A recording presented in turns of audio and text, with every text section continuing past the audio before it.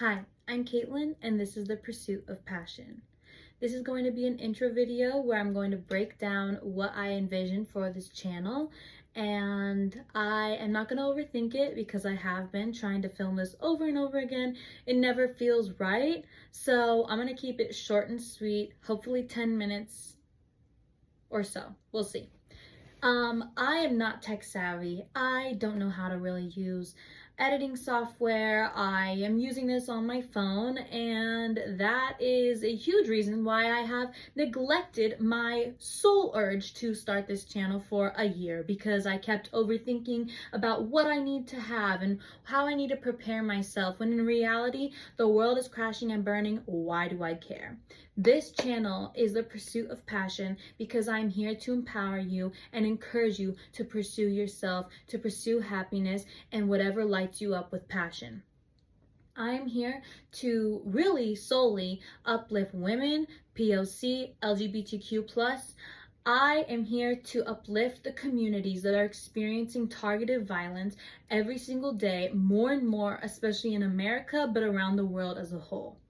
I am tired of seeing certain people abuse their power in a way that is destroying humanity. And the only reason that we have gotten this far and the chaos that has erupted has been so successful is because so many communities have been conditioned to believe that they are not worthy of having the same kind of rights and authority as white straight men. And frankly, I'm tired of it. I'm really tired of sitting in silence, looking at the news every single day on my phone, being disheartened, being disappointed, when in reality, I don't have to do that. I can be an impactful person and I can speak my mind. And that is one thing that America has taught me to do, is freedom of speech. So here I am.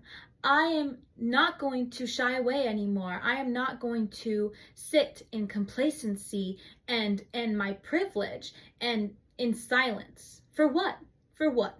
Because at the end of the day, I am here to encourage the healing of humanity by saying what I think is impactful to my peers and the society that I live in. And me staying silent is not going to make that happen any sooner, because I know that right now, more than ever, is the best time to speak up. Now, I don't want this whole channel to seem political. I am not trying to make this about the nitty gritty of politics right now, but I do want to highlight the fact that the best way to resist politically is to pursue yourself, to pursue your personal interest and your passion. Because right now we are so distracted and consumed with the capitalism and the overconsumption of media and material that is making us turn into robots and further ourselves from humanity and human behavior. What is human behavior, right? It is feeling, it is instinct, it is guttural urges that we have to live and thrive, right? Not just survive. I want you to listen to your heart and your instinct. What do you feel inclined to do? Because we have been kept up in 9-to-5 jobs, the inability to afford to live, the inability to afford childcare and healthcare and school. All these facets that have been conditioned into us are privileges that at such a young age, even though we are taught that there's this concept of the American dream, where is it? Because they make it so unachievable unless you're a certain kind of person, a certain kind of sex, and a certain kind of race. And I refuse to accept that. At such a young age, in middle school, I found myself very interested in learning about feminism. And that was just scratching the surface of becoming politically inclined, because my heart of hearts knew at a young age that injustice and unfairness would just not do. I reject the fact that we have accepted certain people get certain things and other people don't. And I know that while you and I know that that is actually not okay and not the truth, there are still so many ways we let this kind of unworthiness, devaluing of ourselves trickle into so many other aspects of our life, in our personal relationships, romantically, with our bosses, with our friends and family, with our relationships to food, with our relationships to the general public. You know, there are so many avenues in which we have neglected ourselves because we are conditioned that we need to live in a certain box.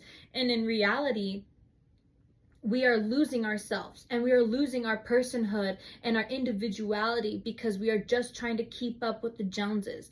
And why is that?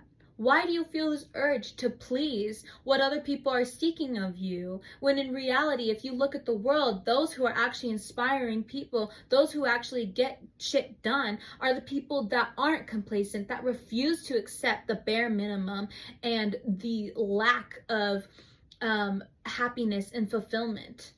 I have taught myself in the last 2.5, 3 years or so that not settling is actually what creates happiness. There is a healthy point of settling, and that's when you are genuinely, authentically fulfilled.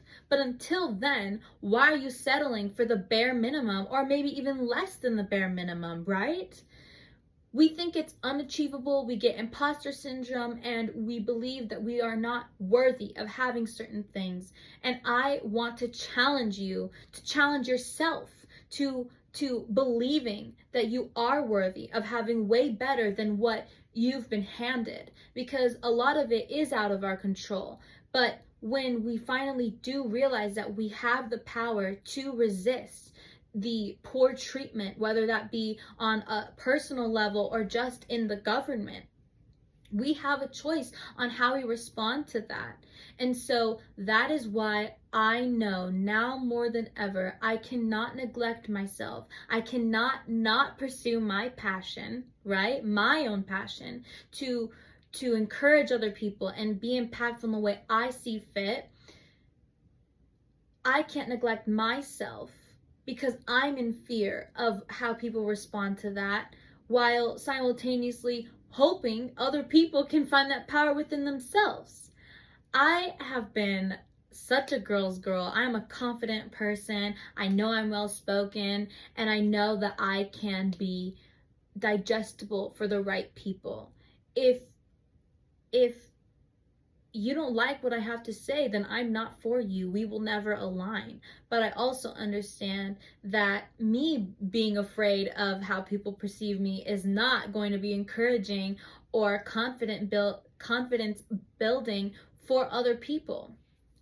I have had years where I have thought about how I want to empower other people, how I want to make other people feel confident and understand their value. But I want to remind you that in such a capitalistic society where money is everything, how much are you worth? Have you decided that? Have you determined your worth in society? Because this is a very greedy institution that we live in.